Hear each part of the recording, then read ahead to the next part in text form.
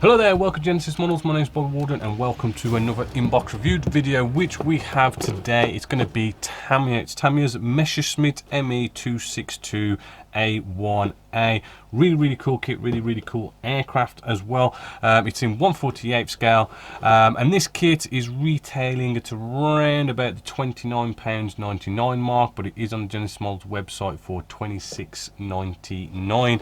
Now it's a little bit of an old kit, but again, Tamiya's really good. I mean, you know, you can buy an old Tamiya kit and it still be damn good. It was new tooled in 2002, so you know, good 19 years old. So let's just get started with this kit, which let's put this down here.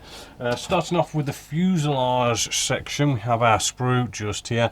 We're going to bring you in nice and close and let's have a look at the actual surface detail, which actually, I mean, I'm feeling these recess panel lines that we have on here. As you can see, nice bit of detail. I am feeling this panel line, they're not, shall we say, the most deepest of panel lines. They do feel a little bit shallow, which is a bit of a shame for Tamiya, because they're normally really good on this kind of stuff, but I am just feeling it, and it's going to be borderline whether it takes a wash or not. I mean, some of them are good, some of them feel a little bit faint, so you might want to go around with a P-cutter and just lightly rescribe them a little bit. I mean, we're not talking a proper rescribe. When you've already got lines there to follow, it's not that hard, where all you got to do is feel ones that, you know, maybe that's not quite deep, give it a little bit of a P-cut. Looking on the inside, we do have all this fantastic rib work that's all the way inside. Probably, you know, no one's ever going to see it, so a bit overkill there. One or two ejector pin marks, but they don't look too bad. Right, we have our instrument display panel, which actually has detail on the back, which is quite cool. And then we have our detail on the front, which we're seeing all those instrument display panel dials and stuff. Not bad at all. Moving along with the rest of our sprues, we have a load of little sprues here, all sorts of little bits and bobs going on here with like MG guns, and we've got some landing gear here, which, I mean, you know, I'm not really seeing the flash being an issue at all with this kit. Loads of what looks like loads of little rockets as well, which is quite snazzy. On the back, ejector pin marks, looking good on that sprue. We have our what looks like engine cowls just here. Again, let's have a feel of this surface detail. I mean, these aren't too bad actually. It was just on that canopy, the fuselage, there was one or two that were really sort of a bit too shallow, but they are really fine, really sort of crisp, but actually these ones are feeling quite good. And the surface details looking good. We've got sort of like exhausts and intakes and stuff on here. These are also looking good. On the inside, again, we've got this rib work, which is absolutely everywhere, which is probably a bit overkill, but you know, if it's there, it's there, no big deal. A couple of ejector pin marks, so you might want to take care of one or two of them. Moving along, we have, we got a nice little pilot with this one, which, you know, he does have his goggles on. He does have one of those masks on. I forget what that was called. Right, so we're not seeing like eyes, mouth or whatnot, but he has got stuff all over his face anyway. Seeing the gear looks nice and detailed. We do have our wheels. Again, the hubcaps, these are looking really nicely detailed. Tiny bit of flash, nothing really to bother about, and we've got all sorts of bits of detail that's going to go in and around the aircraft.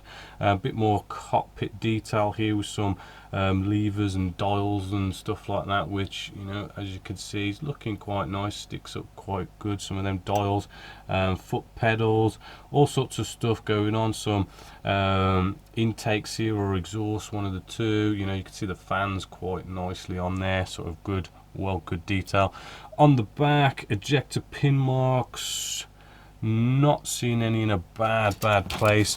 We then have our canopies, which Tamiya normally really good on their canopies. If I just open this up, but we'll have a double check because you just never know. Right, and looking at that, we've got some nice shiny canopies, little bits of detail around them, looking good. Just hold it up to the light and we'll just double check we've got no nasties, nothing at all, no cobweb effects or scratches or any of that stuff. We then come to some more surface detail, because I'm a little bit concerned about the surface detail being a little bit too faint. But looking at the wings, the recessed panel lines, they are feeling and looking good actually. So it does seem like it's the fuselage. There was just one or two lines, so a little bit of P cutting just to tidy them up and you should be good. But either way, the surface detail, you know, is really nice and crisp. We got recessed rivets as well. Again, as you can see, looking really good. As I rotate that in the light, you can see all that lovely detail. Again, we've got some more wheels on here, it's a bit more landing gear, which again, you know, looking good, nice detail, no flash. Let's flip this over, checking for ejector pin marks. We've got some wheel well doors just here. I think that's an ejector pin mark right there. We've got another one there. Yeah, one or two ejector pin marks here and there. It is 2002, but looking quite good. So then we come to decals and instructions. If we just grab these out. The decals just here, I won't get them out because they're normally pre-standard with Tamiya. If I just bring you out a little bit, you know, all the bits and bobs are on here. Looks like it's all in registry, all looking good. Probably going to have to use something like the Mr. Mark softener and set to get these to go down, because it is typical Tamiya. Which brings us to the instructions. So with the instructions, we do have this you know, nice plain paper, black and white, giving us a nice colour call out, showing us how to paint this and stuff. Yes, we've got that mottling effect that we've got to spray on there, which can be a bit sort of tricky, but you can get stencils if you look around, and it just shows you all the different colours that you can use for this and that. Not the decal call out, so let's keep on moving. So the instructions, again, same typical Tamiya type instructions. We've got a nice description of the aircraft itself. We fold this out, it's not a booklet, and what we do have is, you know, as always, we're starting with the cockpit area as well as like the MG area at the front as well, which, you know, it does give us sort of like the colour call outs as it goes along as well. Looks like it'll get you there and sort of explain how it all goes together. But then we do get a sort of a typical World War II construction of fuselage halves together, wing sections together, and you bring them together, and you got sort of like a nice easy build. But there's a little bit more to it than this one, with this one, because we do have no propellers with this. We have the actual engines for jet engine, the first jet engine, everything. So we're going to have to be building them and attach them to the wing section. You probably, it doesn't seem to be showing you whether you can have landing gear up or down, but I'm assuming it shouldn't be that hard to make your landing gear go up. Looking along as well, we do seem to have quite a few different weapons here, like rocket pods and all this kind of stuff that we can add to this. The pilot's got some nice colour call outs as well, just in the corner. And moving along, it pretty sort of seems to be quite simple actually. We do have like canopy open or closed. Did the ailerons and stuff, can you move them?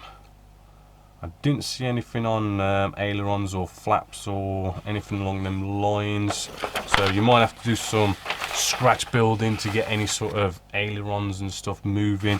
But then we do have our colour call outs and our decal placements just here, which seems to be quite nice and clear. And we've potentially got a couple of different markings we can follow as well. Some interesting design patterns actually with these, some new stuff that I've not seen before, which is quite interesting. So that's quite cool. So all in all, you know, for a £30 kit, which, you know, isn't a lot of money, it does look like you've got the quality of Tamiya. The only things I can really pick up on this is, you know, a couple of ejector pin marks, in a couple of places you might have to take care of. Slight bit on the fuselage needing maybe a slight little bit of a rescribe, and that's potentially a maybe as well. But apart from that, looking really good, and definitely, you know, a big thumbs up, and a kit that I would love to go out and build myself if I had the time. But hopefully you've enjoyed that, and as always, until next time, my name's Bo Waldron, this is Genesis Models, and I'll catch you in the next video. Oh, hold on, don't go just yet. I've just found something sneakily hiding in the box, which they have actually stapled inside, which I actually didn't notice, sorry about that. But basically what you've got here is a bit of a metal sort of cockpit area. It kind of, you attach your cockpit and everything to this area. Basically it stops it from being a tail sitter and stops you from having to put weights in the nose section and stuff. But I just thought I'd quickly throw that in there because it is all part of the kit. But again, as always, we are going this time. My name's Bob Waldron, this is Genesis Models, and I'll catch you later.